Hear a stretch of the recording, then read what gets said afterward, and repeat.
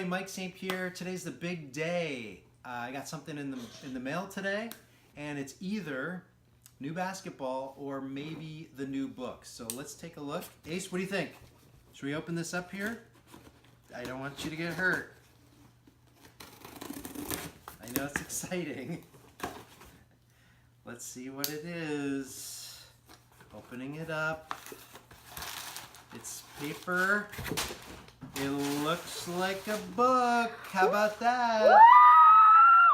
That's exciting. Look at that. Here you go, Ace. Go ahead. Very exciting. Let's pull a copy out. Not damaging any of them. Oh my. So there it is, the 5 Habits of Prayerful People. It's going to be great. As they say, you don't have to read it, but you should buy it. Thank you to Ave Maria Press for making this happen, to all the incredible people behind the scenes there. Head on over to my website, mikestpierre.com/book for some great additional resources. Thanks for watching.